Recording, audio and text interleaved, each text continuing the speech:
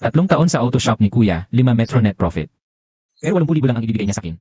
Linchen, tanggapin mo na itong 80,000. Pambayad mo yan sa upa na magandang apartment sa lungsod. Huwag kang magreklamo. Kuya, noong nakaraang taon sa year-end accounting, 512 milyon ang net profit. Yan mismo ang sinabi mo sa akin, Kuya. Natahimik ang pribadong kwarto. Mga empleyado, tumigil sa pagsubok. Naging malamig at masungit ang mukha ni Zhang Hao.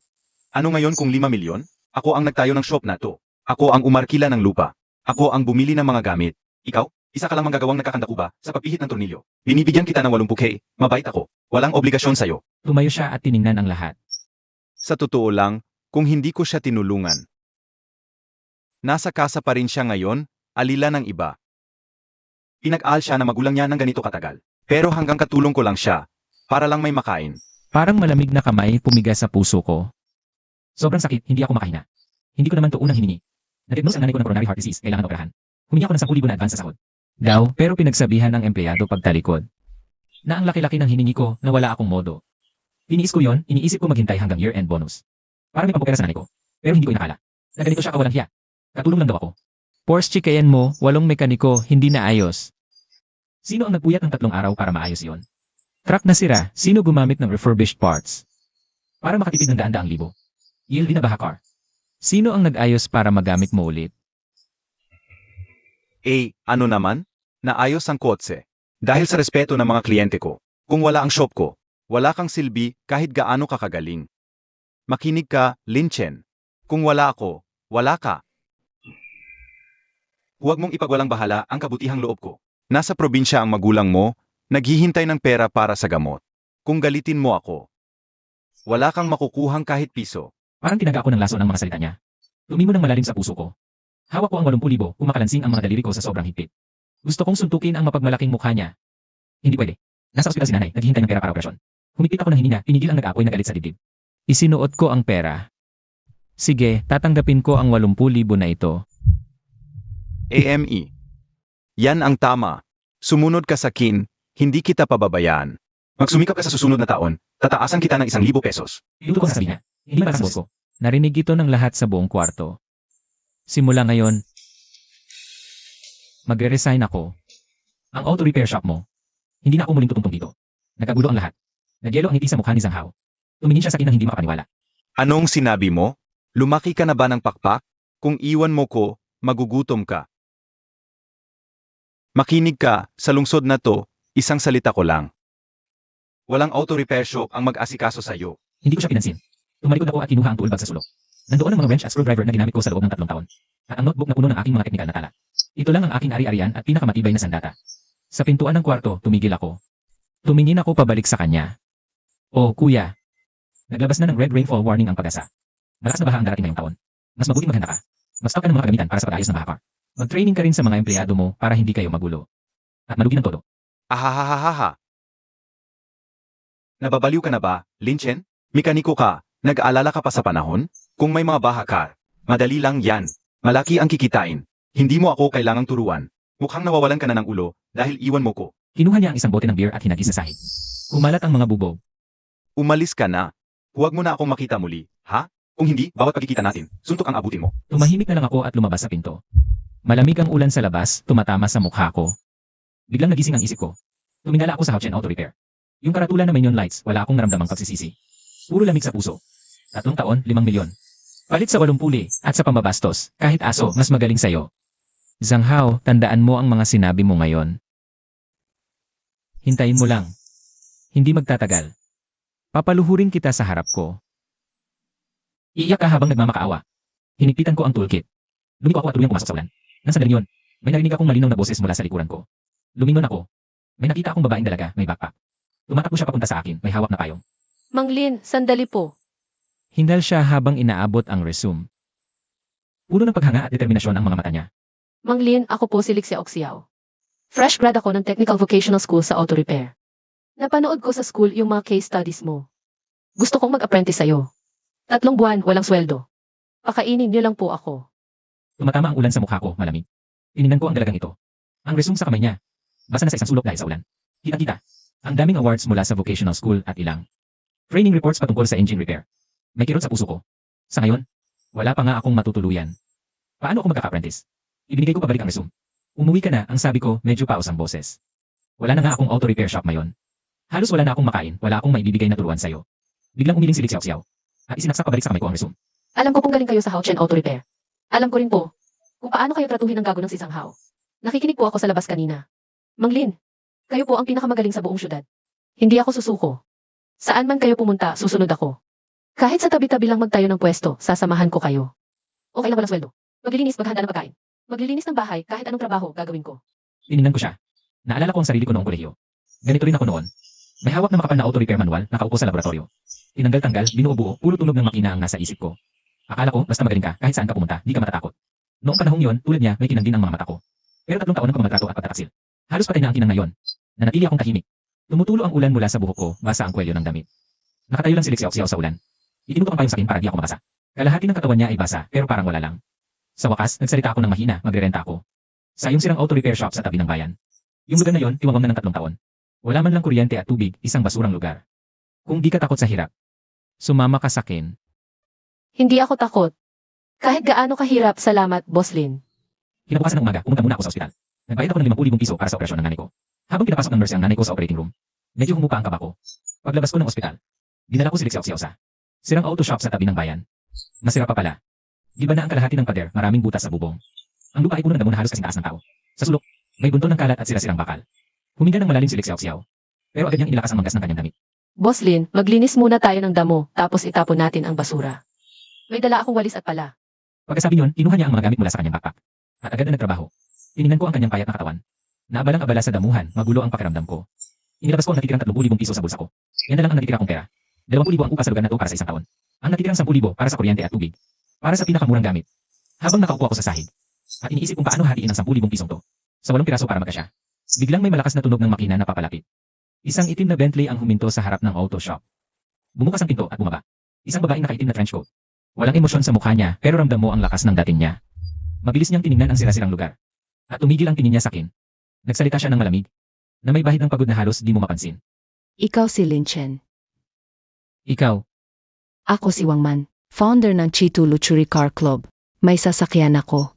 Hinahanap ko na sa lahat ng auto shop sa buong syudad, pati na sa Houchen Auto Repair ni Zhang Hao. Walang kayang mag-ayos. May nagsabi, ikaw lang ang makakagawa. biglang tumibok ang puso ko. Yung Chico Club. Siyempre alam ko yon. Pinakasikat na. Exclusive car club dito. Hawak nila halos 80%. Ang mga ng mga sasakyan, hindi ko nakala na si Wang Man mismo ang hahanap sa akin. Pinigil ko ang gulat sa loob ko. Anong sasakyan? Anong problema? Porsche Siyam-na-daan at 11, 2015 limited edition. 300 lang sa buong mundo. Nalungkot ang tingin ni Wang Man. Bumaba ang boses niya. Pamana sa kin ng katay ko. Nagingay ang makina. Parang may kalampag. Sabi ng kasa, kailangan palitan buong makina. Mahigit 2 milyon ang presyo. Si Zhang Hao, nangako siyang ayusin. Pero pinalitan pala niya ng peking spark plug at ignition coil. Muntik na masira ng tuluyan ang makina. Biglang kumabog ang dili ko. Yung sasakyan ito. Naalala ko nung fresh grad pa lang ako. Nag-intern ako sa opisina ng profesor ko. Dinala ng tatay ni Wang Man ang sasakyang ito. Para ipaayos noon. Parehong problema. Walang may alam kung paano gawin. Ako, 2 gabi akong nagpuyat pero naayos ko. Sobrang saya ng matandang Wang noon. Sayang, hindi nagtagal, nalaman kong namatay siya sa sakit. Nasaan ang sasakyan? Nandiyan sa labas. Tumalikod si Wang Man at itinuro. Yung kulay pilak na Porsche, nakaparada sa likod ng Bentley. Kumikinang sa araw, ang ganda ng mga linya. Kahit 11 taon na ang nakalipas, ang ganda pa rin. Lumapit ako, hinawakan ang pinto. Para bang nararamdaman ko pa rin. Yung init nung nakaupo ang matandang Wang sa loob. Nakangiti habang kausap ako. Binuksan ko ang pinto. Umupo sa driver's seat, isinuot ang susi, in-start ang makina. May kalampag parang nagkukuskos. Umaalog ang rear gauge. Eksaktong-eksakto sa problema noon. Mas malala pa ngayon. Halatang ginulo lang ni Zhang Hao nang walang alam. Lalong nasira. Ipinikit ko ang mga mata. Pinakinggan ang tunog ng makina. Kumakatok ako sa manibela. Muling bumukas ang aking mga mata. Tinignan si Wang Man sa labas. Kaya kong ayusin. 3 araw. Ibabalik ko sa original na kalagayan. May bahid ng pagkamangha sa mga mata ni Wang Man. Halatang hindi niya inaasahang hindi ko man lang binuksan ang hood. Ang yabang mo. Puro hangin lang sinasabi ng mekaniko. Sigurado ka ba? Kung hindi ko maayos, wala kang babayaran. Pero kung masira ko, bibigyan kita ng bago. Nasa tabi si Lik Xiao Xiao. Napakanga siya sa narinig, hinila niya ng marahan ang manggas ko. Bulong niya. Boss, mahigit 2 milyon yan. Huwag kang padalos-dalos. Pinatong ko ang kamay ko sa kanyang kamay para magpahinahon siya. Tumingin sa akin si Wang Man. Unti-unting nawala ang pagdududa sa kanyang mga mata. Pinalitan ito ng masusing pagsusuri. Matagal niya akong tinitigan. Sa wakas, tumango siya. Sage. Higit lang sa pagkataon. Kumuha siya ng debit card mula sa kanyang bag at iniabot sa akin. May 10,000 piso dito. Yan ang down payment. At saka, yung upa nitong talyer. Binayaran ko na para sa susunod na 3 taon. Inayos ko rin ang tubig at kuryente. May manggagawang darating mamayang hapon para ayusin ang bubong at bakod. Natulala ako. Ang init sa kamay ng hawak kong card. Boss Wang, ito. Hindi ito limos. Naniniwala ako sa kakayahan mo. At naniniwala rin ako sa pagtingin ng tatay ko noon sa iyo. Paunang bayad ito. Lahat ng sasakyan sa club ko, dito na ipapaayos. Isang kondisyon lang. Gamitin mo ang tunay mong galing para maayos ang sasakyan. Tiningnan ko ang kanyang malinaw na mga mata, may mainit na pakiramdam. Mahigpit kong hinawakan ang debit card. Boss Wang, huwag kang mag-alala. Sa buong buhay ko, hindi pa ako nakakasira ng sarili kong pangalan. Pagkaraan ng 3 araw, ibibigay ko sa iyo ang sasakyan parang bago ulit. Sumango si Wang Man at humarap para umalis. Nang nasa may pintuan na siya, huminto siya. Lumingon siya sa sirang talyer, pagkatapos ay tumingin sa akin. Lin Chen, huwag mo akong bigin.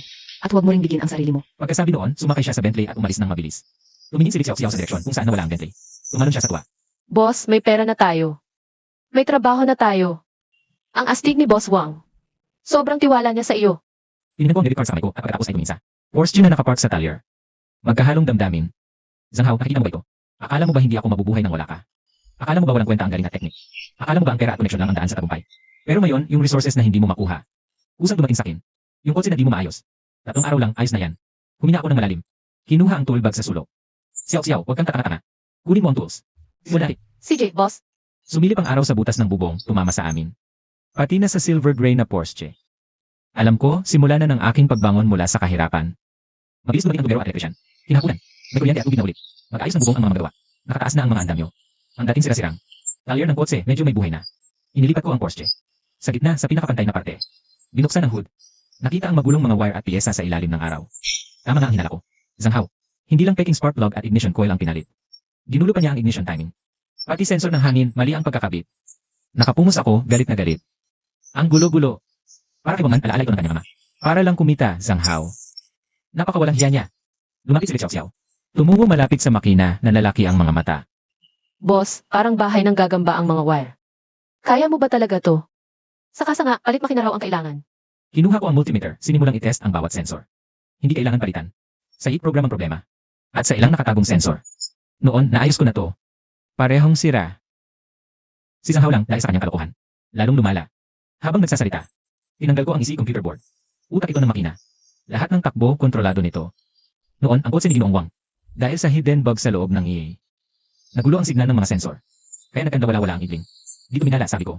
Xiao, kunin mo ang notebook ko. Nasa pinakaloob ng tool bag. Mabilis na tumakbo si Liu Xiao. Maingat na kinuha ang notebook na gasgas na ang gilid. At ibinigay sa akin. 4 na taon sa kolehiyo ang kinukunan ko dyan. Puno ng notes sa pag-aayos ng iba't ibang kotse. Fault codes at mga parameter na aking nadiskubre. Mas mabisa kaysa manual. Binuksan ko ang pahina mula 5 taon na ang nakalilipas. Tungkol sa Porsche 911. Sa dilaw na papel. Nandito pa pala ang note na sinulat ni Error Wang sa akin noon. Habang tinitignan ko ito, biglang sumakit ang dibdib ko. Kung buhay pa si Error Wang, hindi niya hayaan si Zhang Hao. Nasirain ang paborito na sasakyan. Nahuli ni Liu Xiao ang pagbabago ng ekspresyon ko. Mahinang nagtanong siya. Boss, ano nang nangyayari? Wala. Umiling ako at isinara ang notebook. Simulan na natin. Magpupuyat tayo ngayong gabi. Kailangan nating i-reflash ang isip program.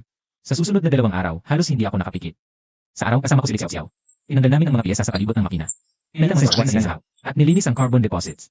Sa gabi, nakaupo ako sa harap ng computer, sinusuri ang waveform. Unti-unting inaayos ang isip program. Si Liu Xiao nandoon palagi sa tabi ko. Nag-aabot ng tools, gumagawa ng kape. 3:00 ng madaling araw. Sa wakas, nadebug ko na ang huling set ng parameters. Pinindot ko ang right key. Sa screen ng computer, ang progress bar ay dahan-dahang umaandar. Sumikip ang dibdib ko. Pinakamahalagang hakbang. Kung mabibigo ang pag-write ng program, masisira ang buong EA. Sa pagkakataong yon, kailangan ko talagang bayaran si Wang Man ng bagong makina. Umuyong ang kamao ni Liu Xiao. Mahina niyang binibigyan ako ng lakas ng loob. Pula ang mga mata niya. Pero walang bakas ng antok. Magtatagumpay ka talaga, boss. Tumango ako, nakatitig ng mariin sa screen. Umabot sa 100% ang progress bar. Successful write. Humina ako ng malalim. Basang-basa na ang likod ko sa pawis. Tinanggal ko ang data cable at ibinalik ang EC sa sasakyan. Isinaksak ang susi, iniikot ang ignition switch. Ang makina ay umugong ng maayos at malakas. Ang tachometer ay tumigil ng matatag sa 800 rin. Walang kahit anong ingay o panginginig. Nagawa. Boss, ang galing-galing mo. Naayos mo talaga. Mula sa tuwa, tumalon si Liu Xiao. Muntik na niyang mabangga ang scaffold sa kisem. Iyon ang unang hindi ko sa mga nakaraang araw. Tinapakan ko ang accelerator. Ang makina ay sumagot ng maliksi. Para na rin bagong sasakyan. At sa sandaling yon, isang matinis na busina ng sasakyan ang umalingaw sa pintuan. Tuminala ako. Si Zhang Hao, nakasakay sa kanyang Yen 5 series, ay huminto sa harap ng garahe. Sa tabi niya, may 2 pang kasamang lalaking mukhang siga. Hinihi ko ang sigarilyo, tinitigan ako ng may paghamak. Biglang namula ang mukha ko. Tinuksan si Zhang Hao ang pintuan ko. Lumakad siya papasok ng mayabang. Oy, Lin Chen. Talagang ginawa mo? Ginawa mo talaga? Akala ko nagbobola ka lang, tol.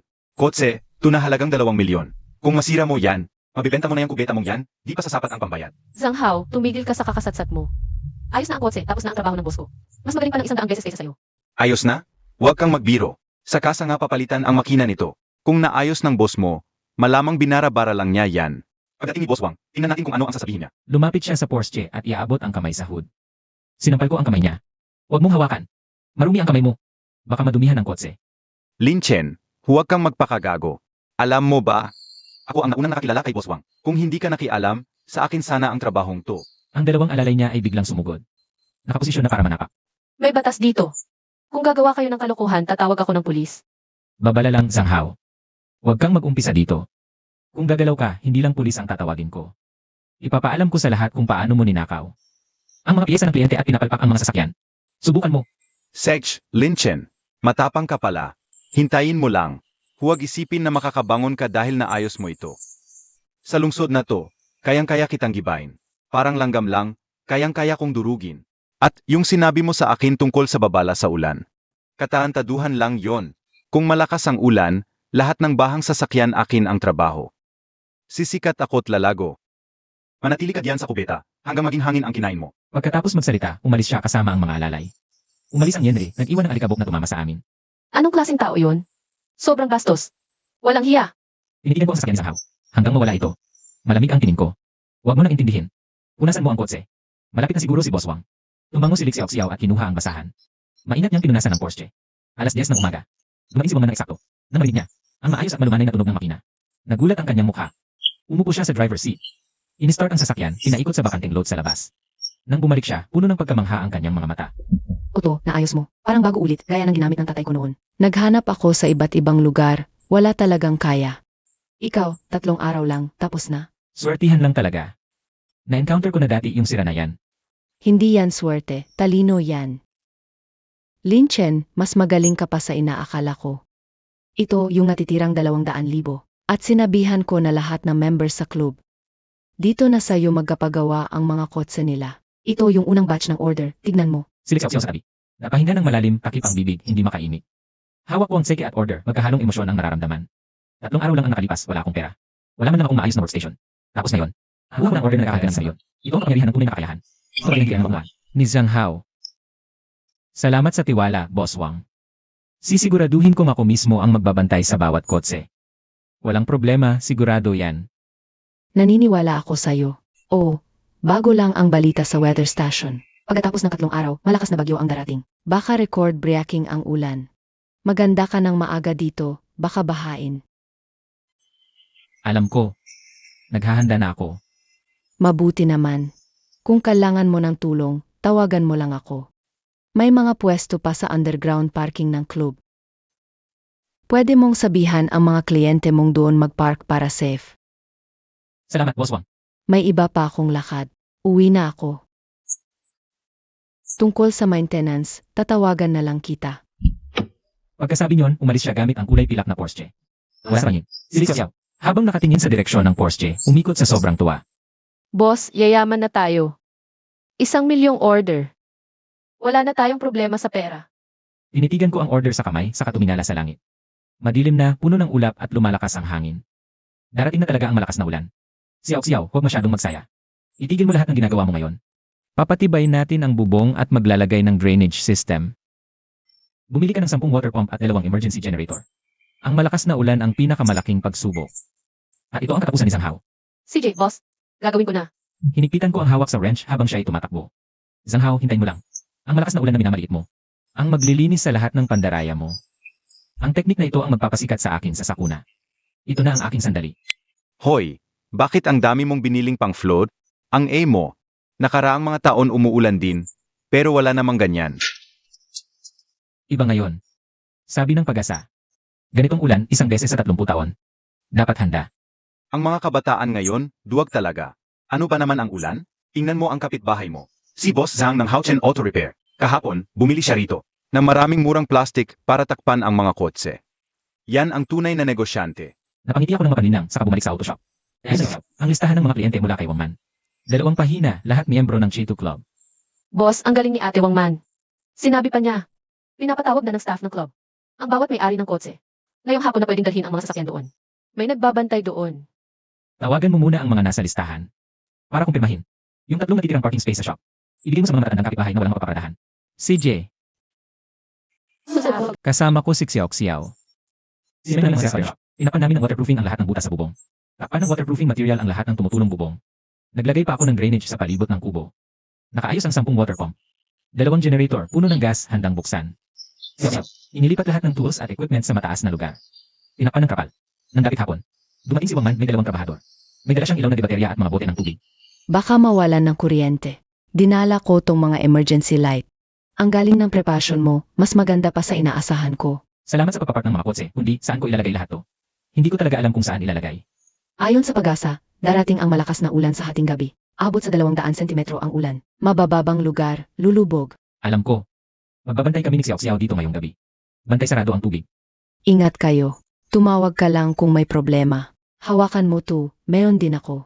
Kung walang signal ang cellphone, ito ang gamitin natin. Salamat, Wang Man. Oh, alam mo ba ang nangyayari kay Zhang Hao? Gabi ang promotion niya nitong 2 araw. 3 araw lang daw, tapos na ang bahakar. Pinakamura sa lungsod. Hanggang payment mula sa gusto ng may-ari. Naghahanap yan ng gulo. Wala siyang kaalaman, walang equipment. Puro peking parts lang ang gagamitin. Yung kotse na gawa niya, malaking problema ang kalalabasan. Ganoon din ang iniisip ko. Nagpaalala na ako sa grupo ng car club. Pinagsabihan ko na lahat ng members. Huwag magpapagawa ng bahakar sa kanya. Pero may mga nagtitipid pa rin, naakit na mga pangako niya. Hayaan mo na siya. Desisyon niya yan. Siya rin ang magdudusa. Biglang may uminay na busina sa labas. Sumabog ang tunog sa ito. Hindi na kailangan tumingin. Si Zhang Hao na yon. Nasa kanyang Yen Ilima series siya. Punong-puno ng ads ang kotse, bahakar repair expert. Ang baduy ng itsura. May kasunod siyang truck. Punong-puno ng makukulay na plastic at basurang sealant. Bumaba si Zhang Hao. Pasikat na pumasok. Lin Chen, nakakainis ka talaga. Ulan lang naman, eh. Parang giyea ang preparasyon mo. Tingnan mo yung kubo mo. Kahit anong pagsasaayos mo, wala ring mangyayari. Huwag mo nang sayangin ang oras mo. Pagdating na malakas na ulan, lulubog yung kubong yan, tapos ka na. Kapag nawalan ka na matutuluyan, pumunta ka sa planta ko bilang trainee, sasagutin ko ang pagkain mo. Huwag kang magkalat ng kung ano-ano rito. Handa na ang master ko, sigurado walang mangyayaring masama. Ikaw ang bumili ng 1 toneladang peking piyesa. Pag nasira mo sa sakyan ng kliyente, Bahakar, paliklangis at patuyo? Anong problema doon? Sabihin ko sa'yo, sa bahang ito, kikita ako ng milyon. Bibilhin ko ang sira-sirang kubong ito at gagawing kubeta. Zhang Hao, huwag kang masyadong mayabang. Bahakar, kailangan propsyonal. Hindi yan basta-basta na lang. Peking piyesa, mapapasubo sa kaso. Wang, nandito po pala kayo? May sasakyan na kailangang ayusin? Bibigyan ko po kayo ng 50% na diskwento. At siguradong mas mabilis at mas maganda kaysa kay Lin Chen. Hindi na kailangan. Kay Lin Chen lang ipinapaayos ang sasakyan ko. Hindi ko pinagkakatiwalaan ang kasanayan mo. Biglang namutla ang mukha ni Zhang Hao. May kislap ng masamang hangarin sa kanyang mga mata. Sage, Lin Chen, matapang ka pala. Magkita na lang tayo sa susunod. Pagkatapos ng baha, tingnan natin. Balik planta, magbilang ng pera. Umalis ang truck na may malakas na alikabok. Naiinis si Xiao, apakan pa. anong klaseng tao yun? Siya ay isang baliw na baliw sa pera. Di matututo hanggang kabaong. Ang malakas na baha ang magtuturo sa kanya ng leksyon. Lalong dumidilim ang langit at lalong lumalakas ang hangin. Umaalog-alog ang bakal na bubong at sa malayo. May mga kidlat na at dumadagundong na kulog. Parang darating ang isang bagyo, Wang. Umuwi ka na. Malapit ng umulan, delikado sa daan. Sage, mag-ingat kayong dalawa. Kung may problema, gamitin mo ang radio para makipag-unahan sa akin. Huwag kang mag-alala. Pagkatapos may iwanan, kami ni Xiao ay kumain lang ng instant noodles. Tapos umupo kami sa may pintuan, naghihintay sa malakas na ulan. Yumakap si Xiao sa mga tuhod niya. Tumingin sa madilim na langit at bulong na nagsabi. Boss, totoo kaya na kasing lakas ng sinabi ng weather station ang ulan? Ganun kalakas talaga? At mas malakas pa sa inaasahan natin. Si Zhang Hao. Matatalo siyang todo. Akala niya pagkakataon para yumaman ang malakas na ulan. Pero hindi niya alam. Ito ay bitag ng langit para sa kanya. Lahat ng kanyang kasakiman at katangahan ay lalabas. Sa ginang lakas na ulan ito, lumango ng bahagya si Xiao. Tapos tinignan ako ng seryoso at sinabi. Boss, kahit anong mangyari, susunod ako sa'yo. Umiti ako at hinimas ang ulo niya. CJ. Biglang. Isang malamig na patak ng ulan ang tumama sa pisngi ko. Sunod ang pangalawa, pangatlo, malalaking patak ng ulan. Bumuhos ng malakas, nagkadugtong-dugtong na parang mga sinulid. Umihip ang malakas na hangin, kumulog ang buong mundo. Nabalot ang makapal na kortina ng ulan. Dumating na ang malakas na baha, minsan sa 30 taon. Tumayo ako, tiningnan ang malakas na ulan sa labas. At hinigpitan ng hawak sa walkie-talkie. Handa ka na ba, Zhang Hao? Gisingin mo na ang pangarap mong yumaman. Bumuhos ng todo ang ulan. Malalaking patak ng ulan ang bumagsak sa bubong na yero. Tumulog ng malakas, puti ang paligid sa labas. Halos 5 metro lang ang nakikita, malabo na ang ilaw ng poste. Nakatayo ako sa may pintuan. Nakita kong tumataas ang tubig sa labas sa mabilis na bilis. May mga kotse nang na-stock sa kalsada. Boss, muntik na umabot sa sandbags ang tubig. Binuksan ko ang water pump, umugong ang motor, mas malakas pa sa ulan. 10 water pump ang sabay-sabay na umandar. Dumaloy ang maruming tubig palabas sa drainage. Stable na ang tubig sa loob ng shed. Tinapi ko ang balikat ni Xiao. Punasan mo ang mukha mo. Biglang, may boses si Wangman sa walkie-talkie. Medyo nagmamadali ang tono. Linchen, kamusta diyan? Binabaha ba kayo? Stable na ang tubig. Ikaw kamusta? Okay ba ang garahe? Okay ang garahe, mataas ang lugar at maayos ang drainage. Lahat ng daan sa labas, lubog at maraming kotse. Puno na ang mga linya ng emergency hotline. Pinadala ko na lahat ng rescue vehicles ng club. Pero kulang pa rin kami sa tao. Kung may free time ka diyan, pwedeng tumulong ka. Sige, pupunta kami ni Xiao ngayon din. Ayos. Ingat kayo. Hintayin ko kayo sa may garahe. Nagsuot kami ng raincoat ni Xiao. Dinala ang tow rope at mga emergency tools. At sumugod kami sa ulan gamit ang lumakong pickup truck. Tumakbo ang pickup sa baha, nag-spray ng tubig na halos tawang taas. Sa daan, puro stranded na sasakyan ang nakita namin. May mga nagpapanik na may-ari, puno at billboard na nabuwal. Parang naging dagat na ang buong lungsod. Nang makarating kami sa underground garage ng club ni Wangman, dose-dose ng sasakyan sa harap naghihintay ng tulong. Naka-raincoat si Wangman. At namahala sa pagtaon ng mga sasakyan ng mga staff. Linchen, dumating ka na. May 3 kotse dito na na-stranded sa tubig. Pumasok na ang tubig sa makina. Tulungan mo akong itaw dito. Tanggalin ang spark plug para madrain ang tubig. Sige, kami ni Xiao. Agad kami sumabak sa rescue operations. Umugong ang winch ng tow truck, isa-isa ang mga baha car. Nadahan-dahan hinila papasok ng garahe. Kahit babae si Xiao, hindi siya nag-atubiling magtrabaho. Ang bilis niya sa pagtanggal at pag-drain ng tubig. Nakatayo si Wangman sa tabi. Pinagmamasdan niya kami, puno ng paghanga ang mga mata. Nagtrabaho hanggang hating gabi, humina ang ulan. Mahigit 20 baha car ang na-recover namin. Siksikan na ang mga sasakyan sa garahe. Binigyan kami ni Wangman ng mainit na ginger tea. Ang sipag ninyong dalawa. Pahinga muna kayo at uminom ng mainit. Tinanggap ko ang ginger tea at uminom. Ang init ng saa ay dumaloy sa aking lalamunan. At pinalipas ang lamig ng aking katawan. Nga pala, kanina ko lang narinig sa mga rescue crew na nabaha ang auto repair shop ni Zhang Hao. Mababa ang lugar niya, hanggang tuhod na ang tubig. Hindi ba't marami siyang plastic cover na inihanda? Yung pinakamura at basurang plastic cover ang binili, napunit lang sa hangin, at mga kotse lang ang tinakpan niya. Hindi inalagaan ang equipment at mga piyesa. Lahat ng basurang sealant at packing parts, nasira. Wala nang silbi ang mga yun. Wala akong naramdamang awa. Parang natural lang. Uminom ako ng ginger tea at mahinahong sabi, inaasahan ko na yan. Pero lang ang nasa isip niya, wala man lang plano sa mga panganib. At nakasingil pa siya ng deposito sa maraming may-ari ng sasakyan. Nangako siya ng 3 araw lang, ngayon baha na ang buong shop niya. Wala na, hindi na maayos ang mga sasakyan. Lalo pang lumubog ang mga kotse ng mga kliyente. Marami nang naghahanas sa kanya, humihingi ng paliwanag. Meron pang gusto magsampa ng kaso sa kanya sa panluloko. Serves him right. Gahaman kasi, puro panluloko lang alam. Habang nag-uusap, tumunog ang cellphone ko. Hindi kilalang numero. Pagkasagot ko, may boses agad na. Namamalambot sa pag-iyak.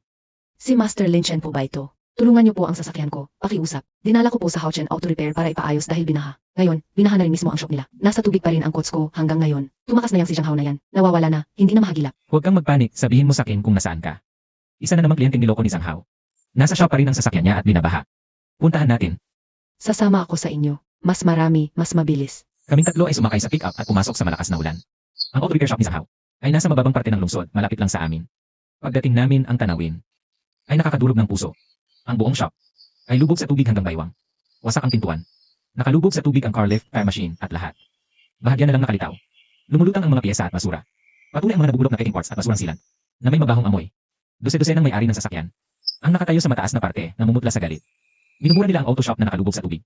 Manloloko yang si Zhang Hao na yan. Kinuha ang 5,000 pesos kong deposito. Ngayon nagtago. Bago-bago pa ang sasakyan ko. Ngayon sira na lahat dahil sa baha. Master Lin, nandito ka na po. Tulungan niyo po ang sasakyan ko. Pakiusap. Alam kong magaling kayo. Kayo lang ang maasahan ko. Eka muna mga boss, tignan muna natin ang sitwasyon. Sasagipin natin ang lahat ng maagapan. Uunahin nating patuyuin ang makina para hindi lalong masira. Biglang tumahimik. Punong-puno ng pag-asa ang kanilang mga mata. Ako, si Xiao at si Wangman ay nagsuot ng waterproof gear. At pumasok sa tubig hanggang baywang. Ang opisina ni Zhao ay nasa second floor. Pag-akyat namin, nakabukas ang pinto. Magulo ang loob. Kalat-kalat ang mga dokumento. Nawala na ang computer at safe. Maliwanag na matagal na siyang tumakas. Ang gago, nakatakas kasama ang pera. Nakita niya ang panganib, kaya umalis agad kasama ang down payment. Kawawa naman ang mga may-ari ng kotse. Tahimik lang ako, nakatingin sa ulan sa labas. Makatakas man si Zhang Hao ngayon, hindi siya magtatagal. Babayaran niya ang lahat sa mga may-ari at sa akin. 3 oras kaming nagtulungan sa pabrika. Inakyat sa mataas na lugar, tinanggal ang spark plug isa-isa. Inalis ang tubig sa makina. Nagpasalamat ng todo ang mga may-ari. Gusto pa akong bayaran pero tumanggi ako. Wala yon. Tulong lang. Pag huminto na ang ulan, dalhin niyo ang kotse sa talyer ko. Ipapacheck up ko ng libre, bayad lang sa parts. Mabait ka talaga, Master Lee. Mas mabuti ka ng 100 bises kaysa kay Zhang Hao na gago. Sa'yo na lang kami magpapagawa, Master Lin. Habang nakatingin sa kanila, bigla kong naunawaan. Hindi lang kotse ang inaayos ko, ang puso ng tao. Nang mag-uumaga na, tumila na rin ang ulan. Lumabas ang araw mula sa ulap, nagbigay ng gintong liwanag. Ang lungsod, nahugasan ng ulan, ang hangin ay sariwa. Pagod na pagod, bumalik kami sa talyer. Malinis at tuyo ang loob, walang baha. Umiikot pa rin ang 10 water pump. Ligtas ang lahat. Nakasandal si Xiao sa upuan. Nakatapos din pagod na pagod ako. Tiningnan ako ni Wang Man. Salamat sa'yo, Lin Chen. Pinupuri ka ng mga may-ari ng kotse. Kumakalat na sa buong grupo, ang galing mo raw. At ang bait mo pa. Biglang tumunog ang cellphone ko. Hindi kilalang numero, galing sa katabing lungsod. Sinagot ko at agad kong narinig. Ang galit na boses ni Zhang Hao. Lin Chen, ikaw ang may kasalanan. Ikaw. Kung hindi dahil sa pangungusap mo na may malakas na ulan, hindi sana nabaha ang pabrika ko. Hindi sana ako napunta sa ganitong kalagayan. Zhang Hao, ikaw ang pumili ng landas mo. Ang nangyari sa'yo ngayon dahil yan sa sarili mong gawa. Wala akong kinalaman dyan.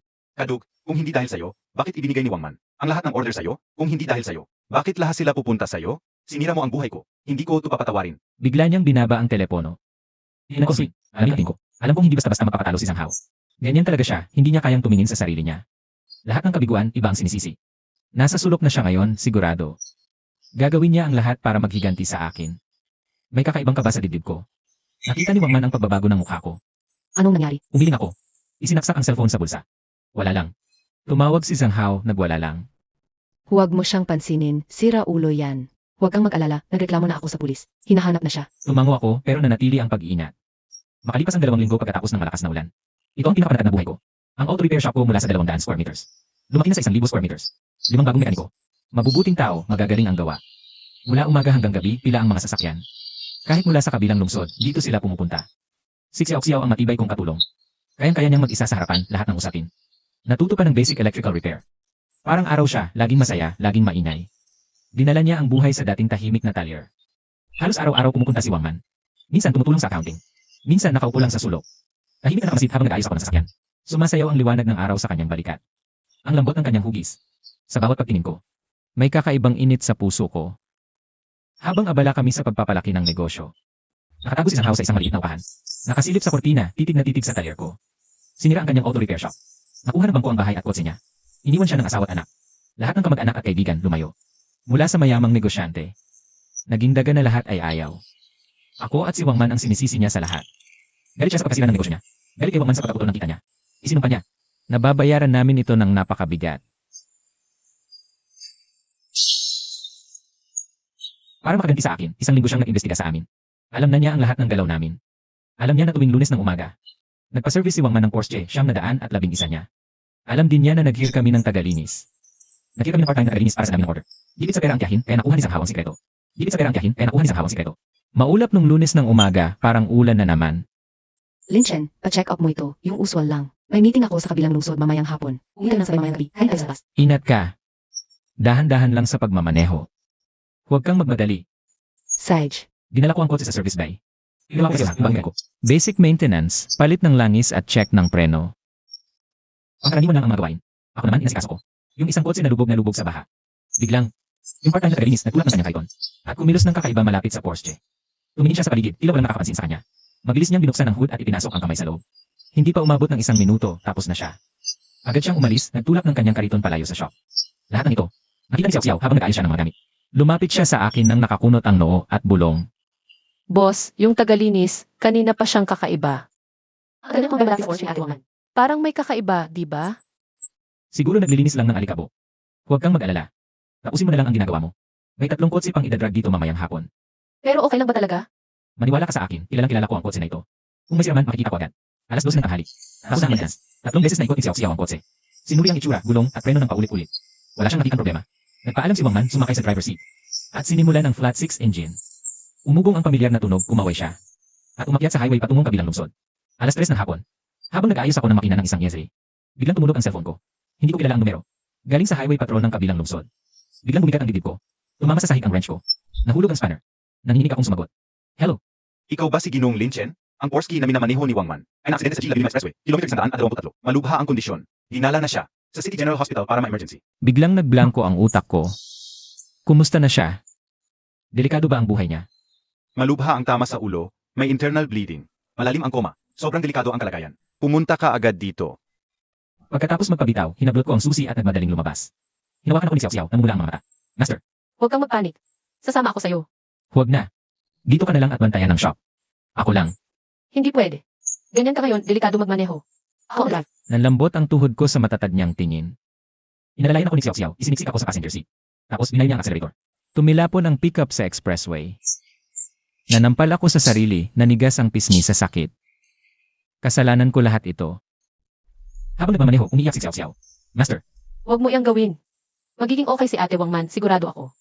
Matibay naman iyang Porsche niya, ligtas siya.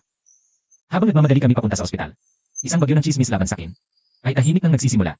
Nakatago si Zhang Hao sa kanyang inuupang kwarto. Nakatingin sa computer screen, umingisi ng masama. Inilabas niya ang mga post na matagal na niyang inihanda.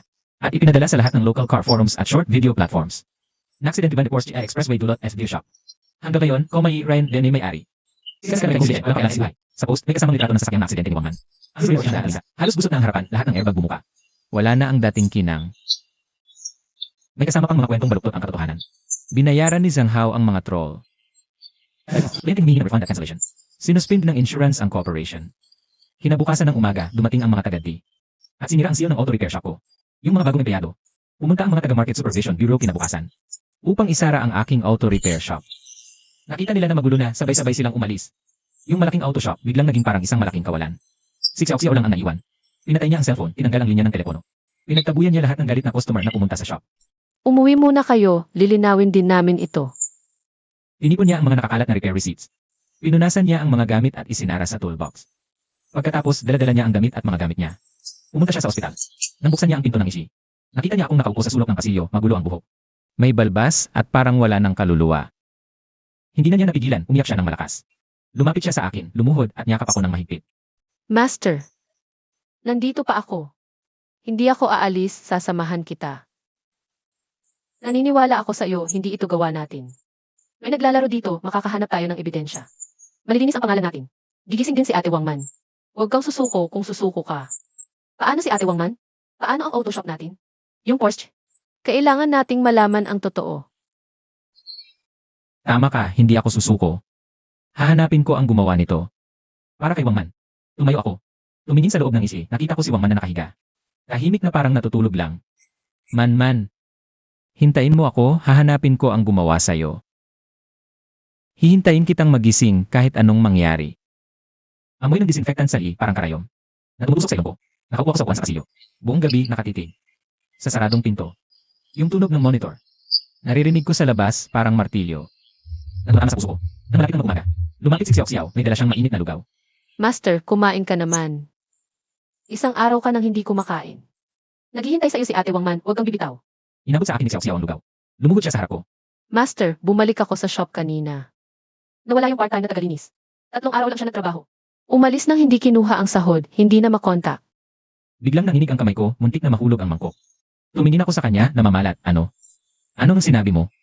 Tumakas siya. At chinek ko ang pieces pagpasok niya sa shop. Nakalapit lang siya sa Porsche kaya ni Ate Wangman. Wala siyang ginawa sa ibang sasakyan. Pagkatapos maglagay ng kung ano, umalis agad siya.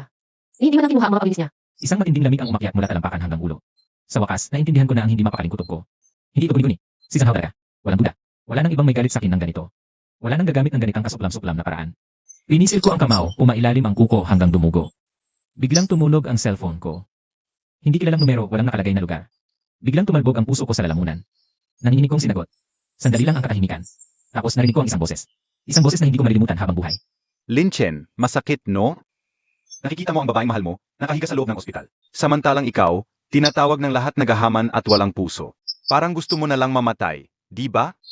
Zhang Hao, ikaw ang gumawa nito. Ako. Ano naman? May ebidensya ka ba? Wala na yung tagalinis. Sa CCTV, nakita siyang nagpupunas ng kotse. Walang makakapatunay. Ngayon, alam na ng lahat na ikaw, Lin Chen, ang papaya sa maintenance. Ikaw ang sumira sa Porsche kaya ni Wangman. Aya siya na aksidente. Gago ka. Ako ang targetin mo. Umigay si Wangman. Idadamay ko talaga siya. Gusto kong manasan mo. Pakiramdam ng mawalan ng minamahal. Gusto kitang ibagsak mula langit hanggang putik. at hindi na makabangon. Sandaling tumigil siya at ibinulgar ang tunay niyang kondisyon. Pwede kitang bigyan ng pagkakataon. Bukas, 2:00. Pumunta sa abandonadong pabrika ng pataba sa labas ng lungsod. Pumirma ka ng pag-amin. Aminin mong ikaw ang nagkamali. Ikaw ang gumamit ng basurang piyesa, kaya nasira ang sasakyan. Ilipat sa pangalan ko ang 100% ng shares mo sa repair shop. Libre. Walang bayad. Pangatlo, ipahayag mo sa publiko na lahat ng teknik mo noon, ninakaw mo sa akin. Kung susundin mo lahat ito, maglalabas ako ng pera. Ipanggamot kay Wangman. Gagamit ng pinakamagaling na doktor at gamot. Hanggang sa magising siya. At hindi kita ipapakulong. Ipapaunawa ko sa lahat na may-ari na nagkamali ka lang para makapag-alaga ka sa kanya sa ospital.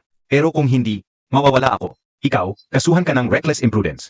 Makukulong ka ng 3 taon hanggang 7 taon. At hindi lang kulong ang abutin mo. Wala ka man lang pambayad sa ICU ni Wangman.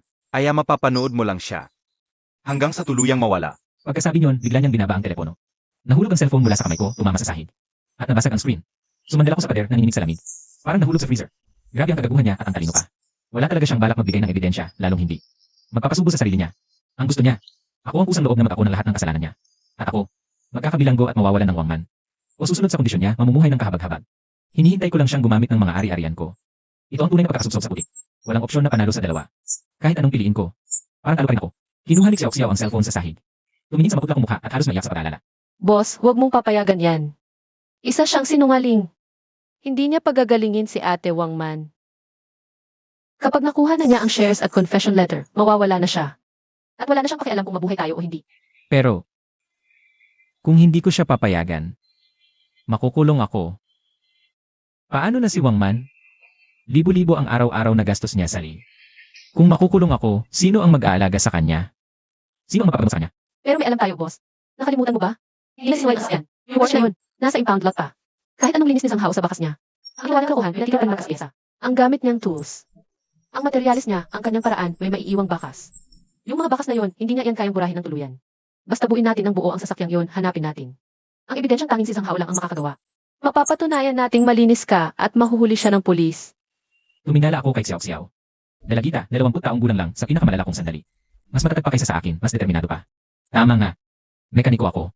May kasanayan ako. Hindi nagsisinungaling ang sasakyan. Akala ni Sanghao sa pagpapawala niya sa mga saksi. At pagwasak sa sisi, panatag na siya. Pero nakalimutan niya. Mekanikong half-baked lang siya. Bawat galaw niya, may natatanging tatak. Mas kilala ko ang sasakyang yon. At mas kilala ko si Sanghao kaysa kanino man. Basta't buong buo kong bubungkalin ito. Kahit isang tornilyo, hindi ko palalampasin. Makakahanap talaga ako ng bakas niya. Humina ako ng malalim. Pinunasan ko ang luha sa mukha, muling nanindigan ang tingin ko. Tama ka. Hindi ako pwedeng sumuko. Hindi ko hahayaang si Manman ang magdusa ng ganito. Alam na, hindi ko hayaang mawala si Sanghao siya. Sasama ako, tutulungan kitang kalasin ang kotse at hanapin ang ebidensya. Makikipag-ugnayan din ako sa mga guro ko sa technical school.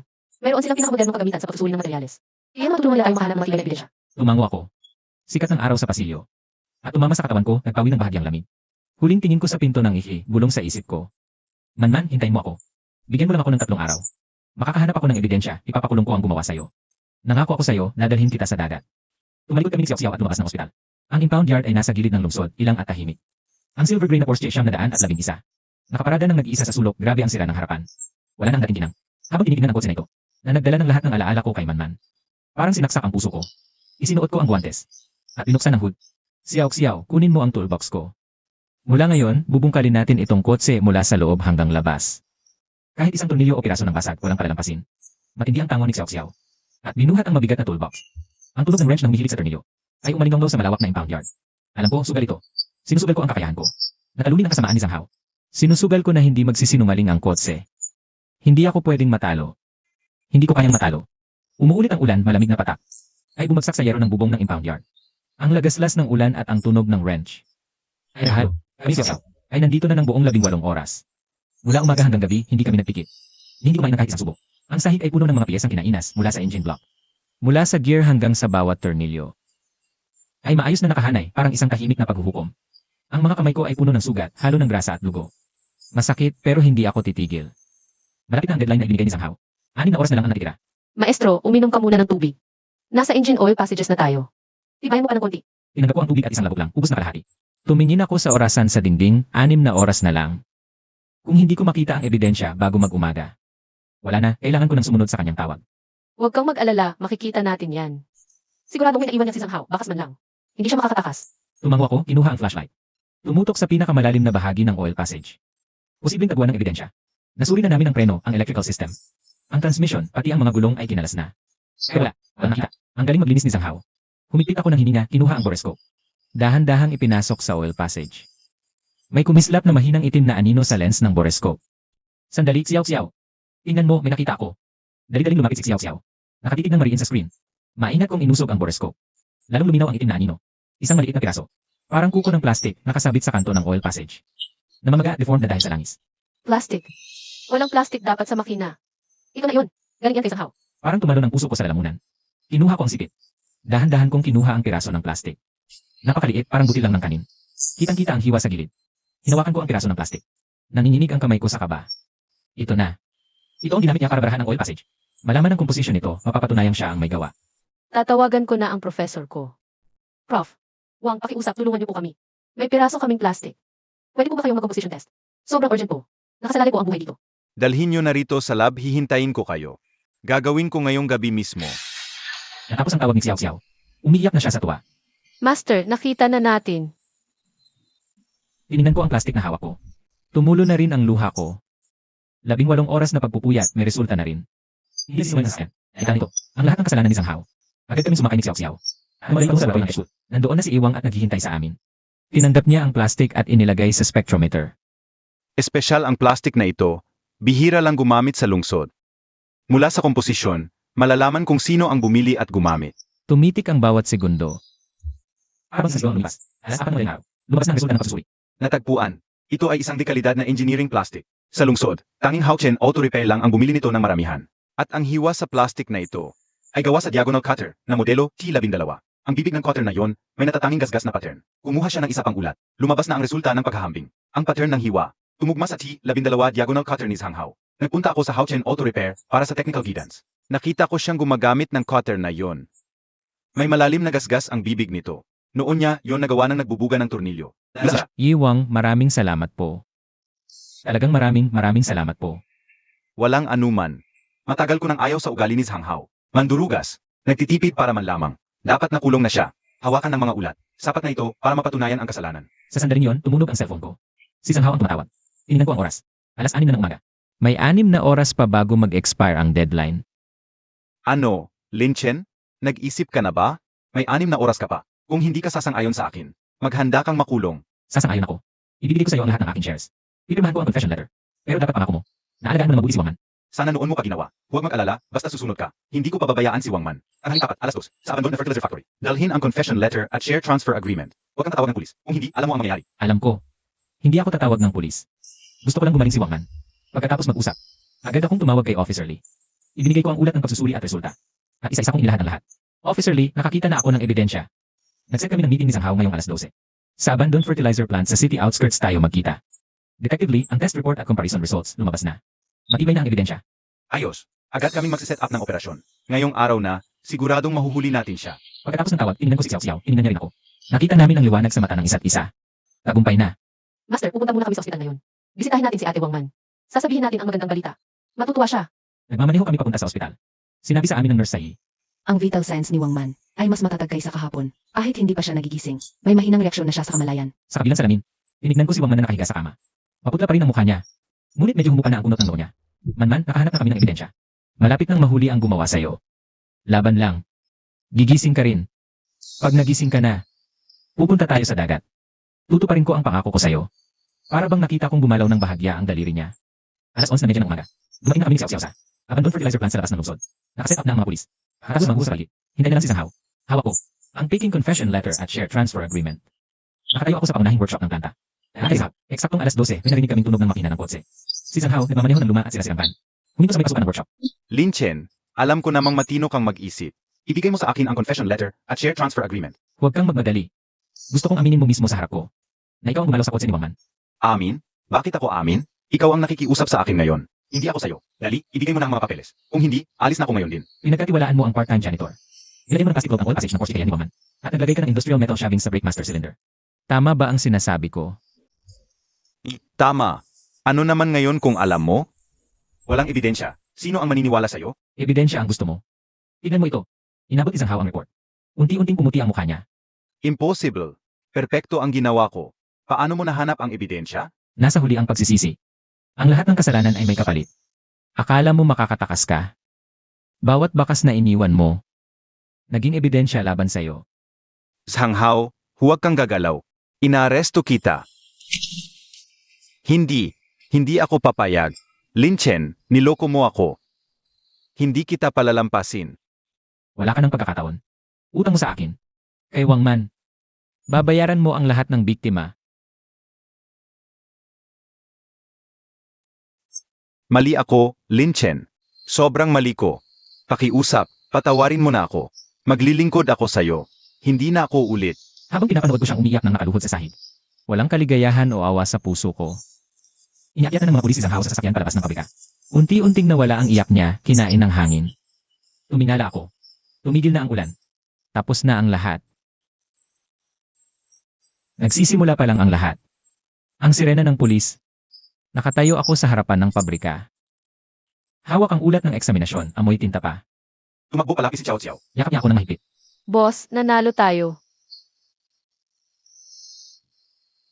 Nanalo tayo. Inangat ng hangin ang mga tuyong dahon sa lupa. Pinaikot-ikot bago nawala. Tumingala ako patungo sa ospital. Isang bagay lang ang nasa isip ko, puntahan si Wang Man.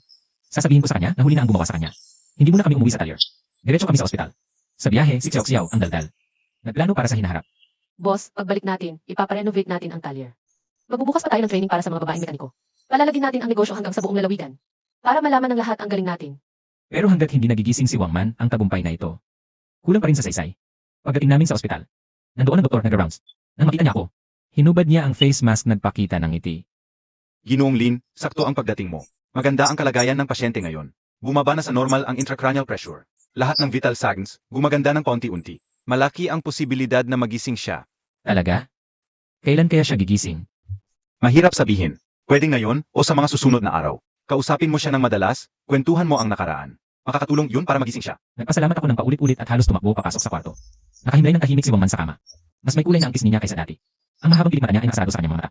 Para siyang paru-parong mahimbing ang pagtulog. Ang araw sa bintana ay naglalaro sa kanyang malambot na mukha. Humugot ako ng isang upuan at umupo sa tabi ng kanyang kama. Dahan-dahan kong hinawakan ang kanyang malamig na kamay. Payat na ang kamay niya, kita na ang mga buto. Man, nandito na ako.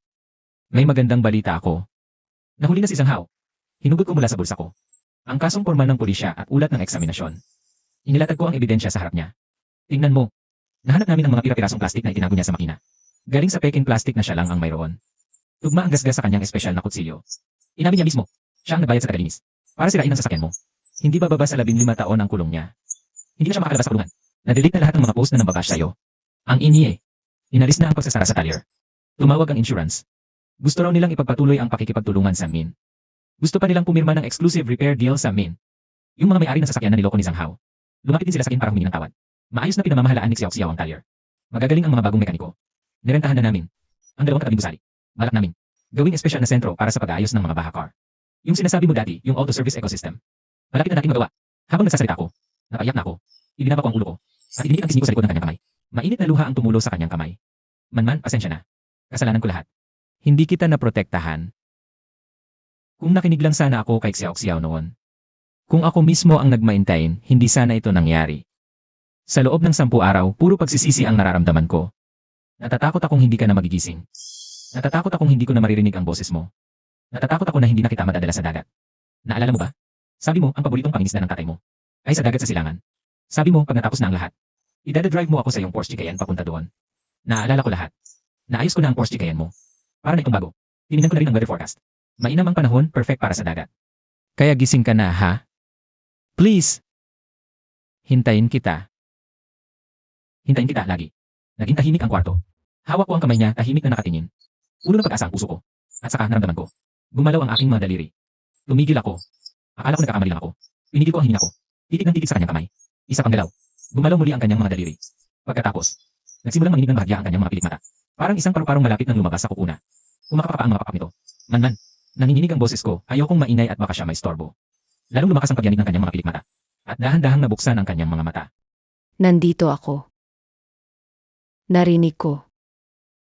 Sabi mo, dadalhin mo ako sa daga. Pag gumaling ka na, agad-agad tayong pupunta. Kahit saan dagat, pupunta tayo. Kahit matagal, titira tayo. Si Xiao Xiao nakatayo sa pinto. Tumatanis na, takip ang bibig, puno ng luha. Ayaw niyang mangistorbo, nakasandal lang siya sa hamba ng pinto. Umiyak at umiti ng sabay. Tumingin si Wang Man sa akin. Tapos kay Xiao sa pinto. Sa wakas, sa sikat ng araw, dahan-dahang huminga siya. Parang inilabas niya ang lahat ng mabigat sa kanyang dibdib. Ang ganda. Ang ganda ng sikat ng araw. Nga. Araw-araw mula ngayon, ganyan kaganda ang sikat ng araw. Mabilis na dumating ang mga doktor at nurse. Kumpletong pagsusuri ang ginawa kay Wangman. Nang lumabas ang resulta, lahat ay humina ng maluwag. Sabi ng punong doktor ng buong puso. Mabuti. Ganap na malinaw na ang malay ng pasyente. Normal ang vital signs. Makauwi na siya pagkatapos ng kalahating buwan. Tumingin ako kay Wangman na nakangiti sa kama. At napuno ang puso ko ng kasiyahang hindi ko pa nararanasan. Dati akala ko para lang sa kotse ang kasanayan ko. Ngayon, alam ko na. Ang kasanayan ay pumupok sa rin sa masama.